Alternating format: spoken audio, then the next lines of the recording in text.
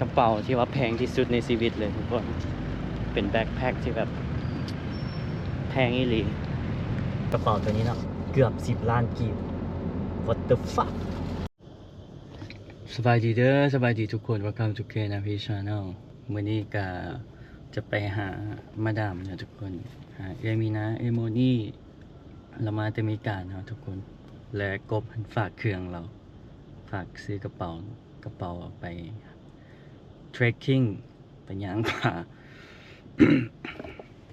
ตอนนี้อยู่เวียงจันทร์เลยเนาะทุกคนอยู่นครหลวงเวียงจันทร์กันยังไออยู่มีแต่ไอมีชื่อ ยังไงอยู่ทุกคนก็ฝากเครื่องกับเวมินามาเนาะและก็ thank you มาดามแฮนนี่สำหรับเกือบเอาไว้ไปย่างป่าเนาะขอบใจหลายๆแต่อันกระเป๋าหันก็คือติดหนี้เด้สั่งเวมินาเนาะเห็นมันถือกว่าอยู่ไทยมันเซฟไปประหยัดเงินไปประมาณ130 ไปนี่แหละก็บ่จือเนาะประมาณนี้แหละราคาเต็มมันจะอยู่400 กว่าแต่อยู่อเมริกามันถือกว่ามันเซลล์ก็เลยเอาอยู่พุ่นลุดไปอีก100 กว่าเนาะฝากเอมินา เดี๋ยวกำลังจะไปหาเอมินาอยู่พักสั้น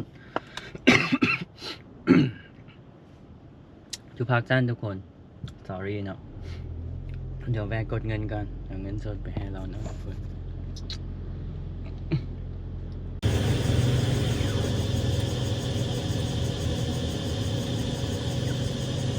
ATM กดบัตรเดียวบ่ได้เนาะได้กดเทื่อละ2.5 ล้านทุกคนกดอีกได้มาแล้วเนาะทุกคนเงินเป็นปึกเลย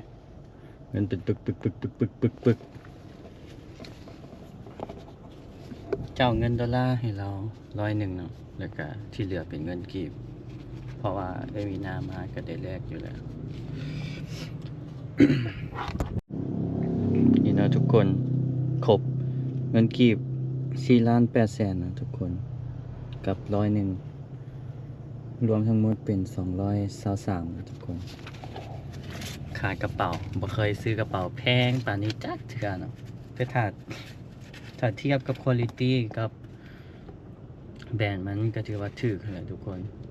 ถูกในที่นี่แบบถูกดีกว่าซื้อราคาเต็มที่อยู่ไทยเนาะอยู่ไทยประมาณ15,000 16,000ก็บ่จือดีแต่นี่เอามาจากอเมริกาเลยกันเลยมีนาถือมาให้เนาะขอบใจหลายๆเด้อมาดามเมื่อโตเนาะ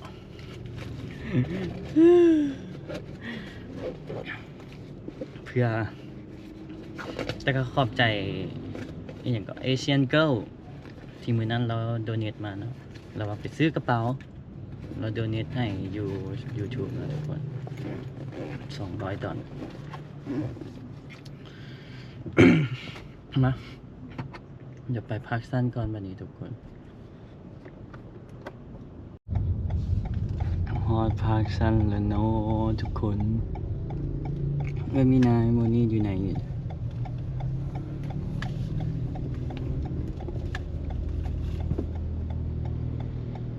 ต้องจอดรถก่อน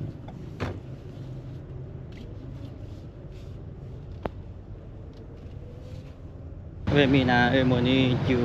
น่าจะกลิ่นฮอตพอตอยู่นะทุกคนจ้ะก็พัดโบยาเป็น ห่างจะกินข้าวมาเนาะมาจากบ้าน วันนี้น่าจะมีเทศกาลอาหารอยู่อันนั้นอยู่เวียงจันทร์ไลฟ์เซ็นเตอร์เนาะอยู่ทั้งข้างเวียงจันทร์เซ็นเตอร์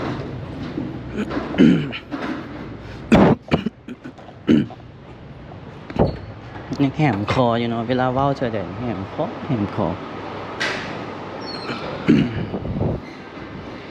จะพากันอยู่ใส่น้อง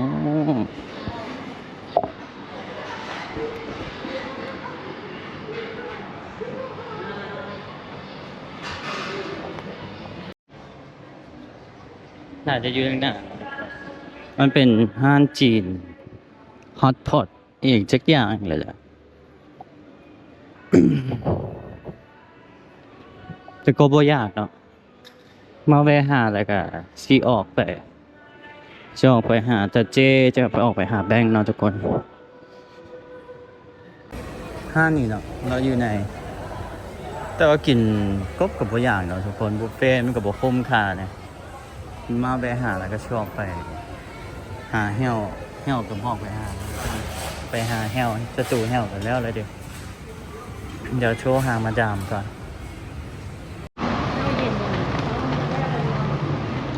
ออกมานอกนะทุกคนเสียว่ะไม่มีน้ำอยู่ใส่เนาะเราอยู่ทั้งหน้านี่บ่จัด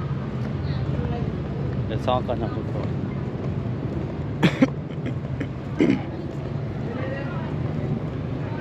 กินไม่กระบอกปุ้มเหมือนบุฟเฟ่ต์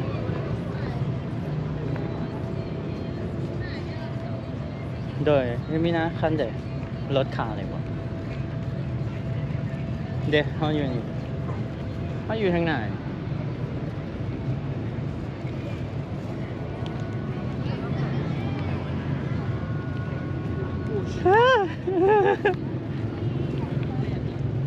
บอแมน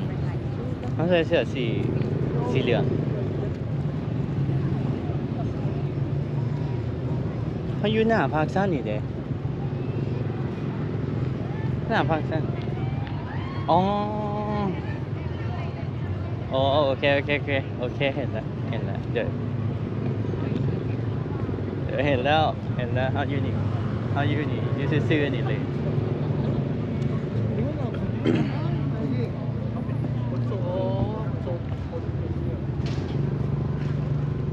เป็นห้องน้องซ้ายนะทุกคนก็เลยต้องไปหาตาเจกับแบงก์ก่อนเนาะเพราะเห็นกันโดนเลย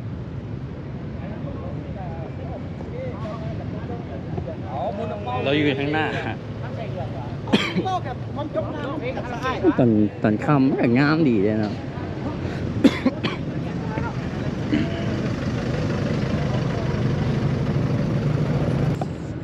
สบายดี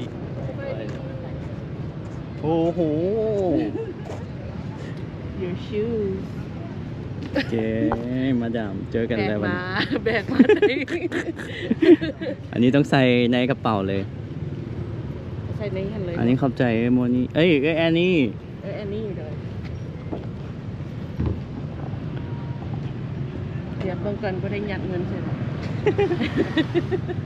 เฮ้ยบางทีเรายัดใส่ได้นี่ เจ้าเช็คเบิ่งดู สีพอดีเข้ากับรถเลย เจ้าเห็นมอนี่แล้วอ่ะ โดยเห็นแล้วแต่ว่าเราน่าจะเฝ้าอาหารก็เลยบ่ได้ถ่ายเรา เดี๋ยวจับนี่ก่อนมันมีกระเป๋าหน่อย กลับไป101 โอเค perfect พอดี4 ล้าน 8ป่ายมันเท่าพวกมีถ่ายเศร้ากัน บ๊ายบายเอมินะ Okay, ขอบใจ see you tomorrow. เดี๋ยว see you นี่ได้มาแล้วทุกคน เกือบซาลามอนเนาะแล้วก็กระเป๋า เอมินะแล้วก็ไปปากเซมาเนาะน่าจะเมื่อยเนี่ยมื้อนี้ก็เลยว่าพักผ่อนบ่ได้ไปแฮงเอาท์อีหยังเนาะนี่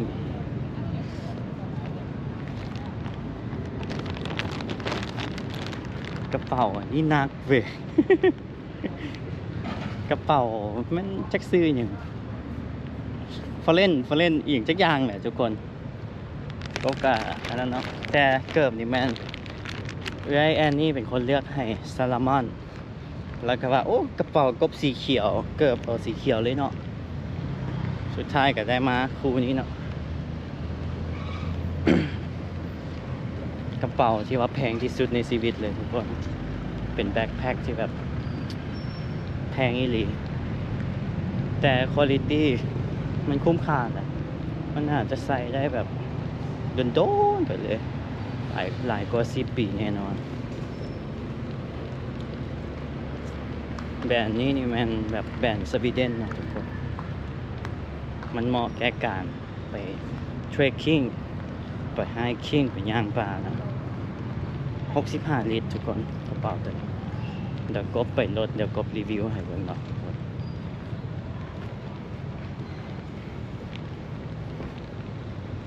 อากาศก็ร้อนเนี่ยเนาะย่างจับอันนี้ก็นักอยู่ได้นี่ร้อนรถแล้วนะทุกคนอากาศแบบร้อนขนาดทุกคนขอรีวิวเนาะดีใจขอบใจอันนี้เดือดเยอะอันนี้มันอันนี้ซื้อให้นะเกิดมาเป็นเทรคกิ้งทุกคนสีเขียวเนาะซาลามอน X Ultra 360เนาะรุ่นนี้นะทุกคนอันนี้ไปวงเวียงมืออื่นนี่ใส่เลยได้เนี่ยกูหนึ่งอันนี้ขอบใจหลายๆเด้ออันนี้ก็ขอบใจก็มีนาเนาะถือมาให้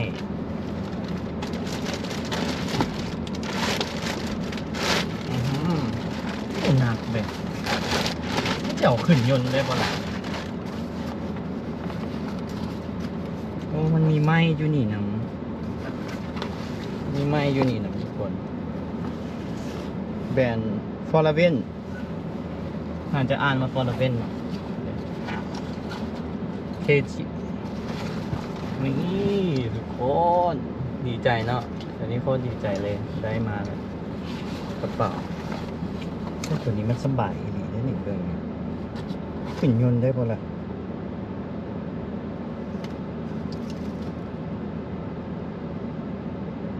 ราคา เดี๋ยวก็เอาราคาให้ผมอันนี้ซื้อเองนะทุกคนตัวนี้ซื้อเองกระเป๋าที่ว่าแพงที่สุดในชีวิตนี่เลยรายการหน้าจะบอซื้ออีกแหละ15,500ทุกคน15,500 บาทคันเป็นเงินกีบทุกคนรู้บ่เท่าไหร่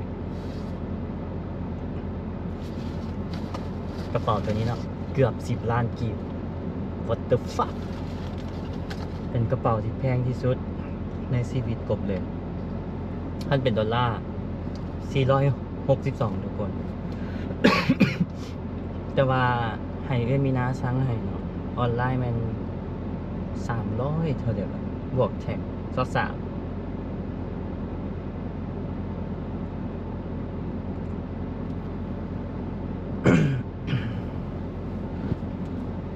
323เนี่ยมันก็ลื่นไป100 กว่าทุกคน ก็เลยว่าเอาสักจะตนเชื่อเนาะให้รางวัลตัวเองทุกคนนี่มันมีอันนี้มันเป็นกระเป๋าอีกเนาะตัวนี้มันเป็นกระเป๋าอีกแล้วนี่ถอดออกมาได้นะทุกคนมันเป็นกระเป๋า ขายได้เนาะตัวนี้เป็นกระเป๋าเลย เวลาไปเที่ยวแล้วก็ใส่ตัวนี้ตอนโนดเฟสไอจอนนี่เอาให้กันคุ้มค่าดีกันตัวนี้ใส่ตลอดติดโตเลยเฟส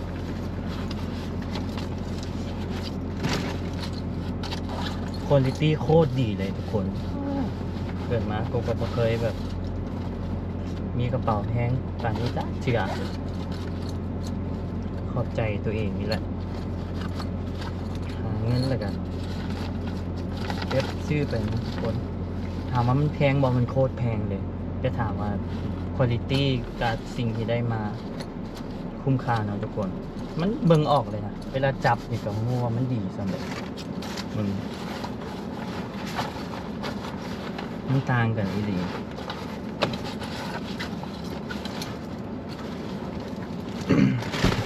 แล้วก็ขอบใจเกือบจากไอ้นี้เด้อขอบใจในหลังมาดับ อันนี้ก็ที่ไส้เลยไส้หนาเลยพอดี